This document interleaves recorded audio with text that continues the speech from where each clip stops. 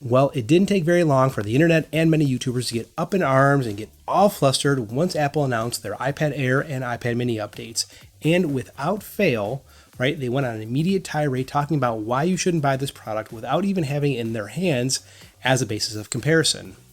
Yes, that means that the internet is making knee-jerk reaction and hot take videos that essentially boil down to, no, you dumb Apple sheep, don't buy this product, all right, without even having it in their hands. So in today's video, we are going to review my 3 favorite hot takes from the last 24 hours and outline why these people are just so wrong about the iPad. Let's get started.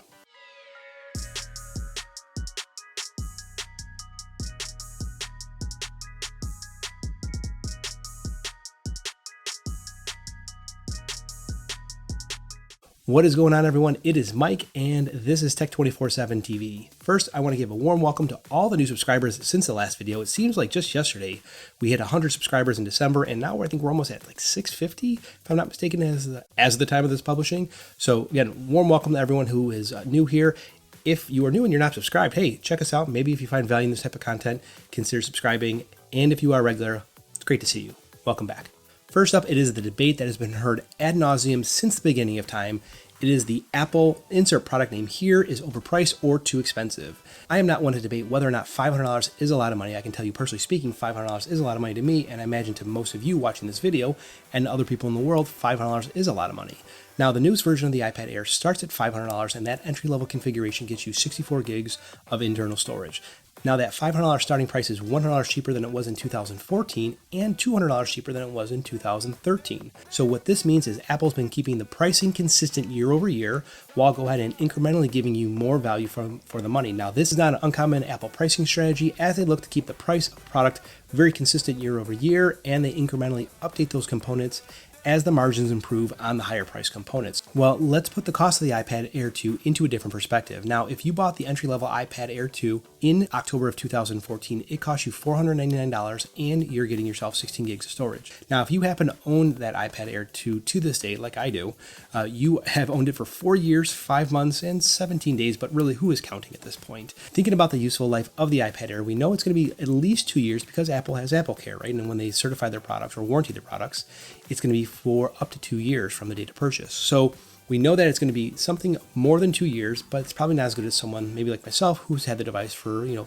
almost 4.5 years. For the sake of simplification, I'm going to say that the useful life is somewhere right around 3 years. Now, if we take 3 years, which is 1,095 days, and divide that by $499, that brings the cost per day down to 45 cents.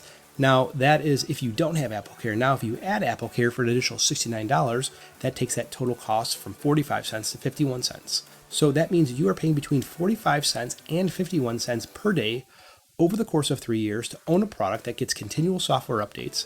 Now we arrive back at the first criticism that the iPad Air is going to be overpriced. Well, from a price to performance perspective, does this product have a low performance relative to the cost when you consider that the median useful life is going to be somewhere around 3 years?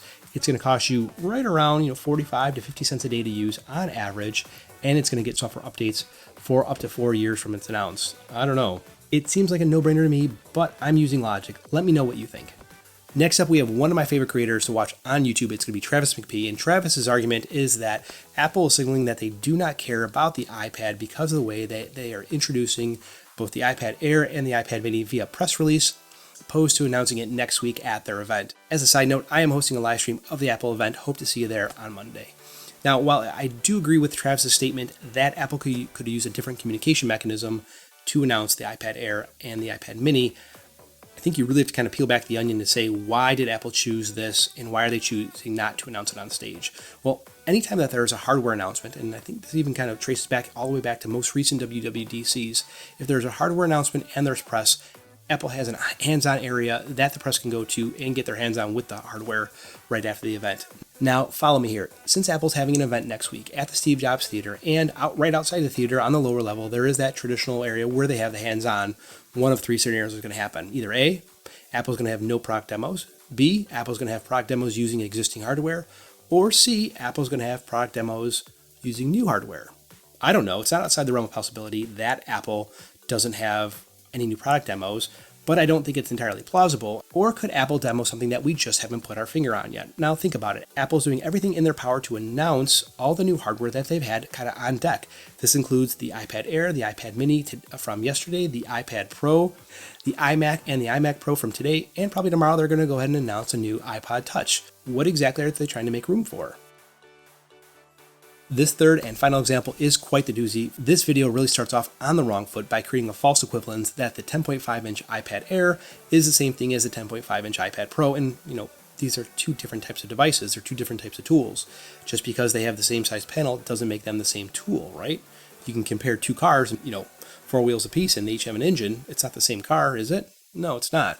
This is known as the law of instrument from Maslow. It's the same guy who made the hierarchy of needs famous, if you remember that from college psychology or maybe even high school psychology. A perfect example of this would be wrongfully concluding that no one should buy the 27-inch iMac Pro because we already have the 27-inch iMac. Don't get me wrong, I love to read and drool over specifications as much as the next nerd, but when you kind of get into that speeds and feeds kind of mindset, you end up missing the larger narrative, and that narrative really is hardware plus software equals experience. If you focus solely on specifications, you miss half the story and you really can't effectively help someone guide them through a purchasing decision.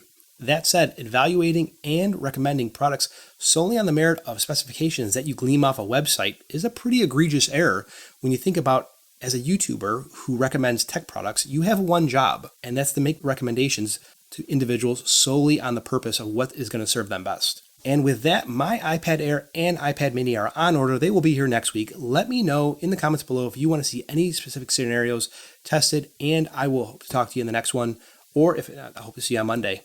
Thanks very much.